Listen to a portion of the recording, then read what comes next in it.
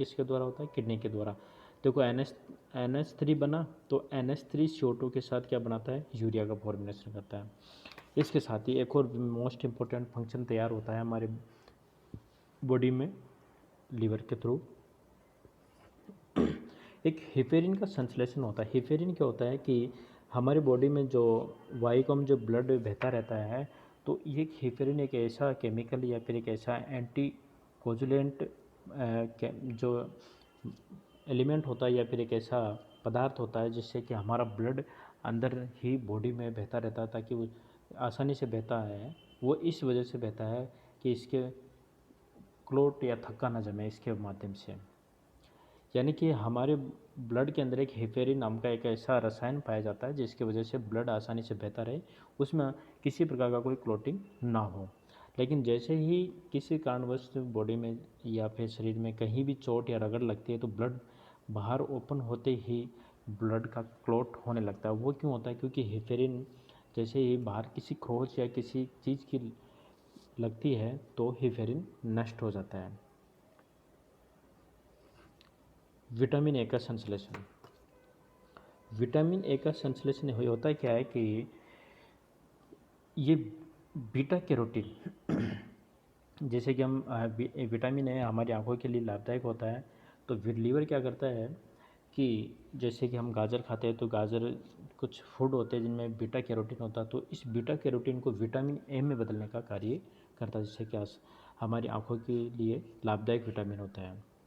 Next है liver store. Liver में vitamin A, liver में विटामिन कई सारे विटामिन जैसे ए, डी, ई, के, B12 स्टोर होते हैं। डिटॉक्सिफिकेशन क्या होता है? डिटॉक्सिफिकेशन मतलब यानी कि लीवर क्या करता है, जो टॉक्सिक जो मटेरियल होते हैं उनको नॉन टॉक्सिक में बदलने का कार्य करता है। यानी कि जो फ्लोरिक एसिड है उसे पोटेशियम में बदलने का कार्य करता है। यानी कि लीवर जो टॉक्सिक सब्सटेंस होते हैं उसे नॉन टॉक्सिक्स में बदलने का कार्य करता है। इसके साथ ही नेक्स्ट हम देखें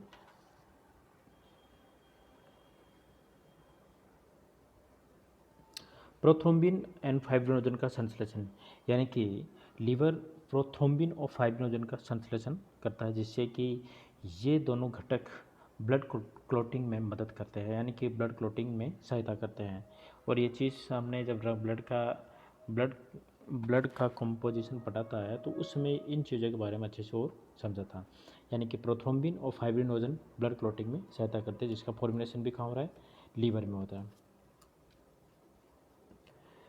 योग यानी पित्तक संश्लेषण, पित्तक की अधिक कहाँ बनता है, लीवर में बनता है। इसके साथ ही स्टोरेज ऑफ मिनरल जैसे कि आयरन हुआ, कॉपर हुआ, जिंक, कोबाल्ट, मोलिब्डेनम।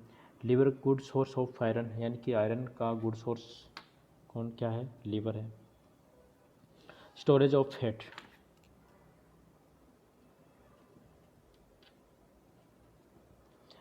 देखो लीवर स्टोरेज फैट का मतलब क्या होता है।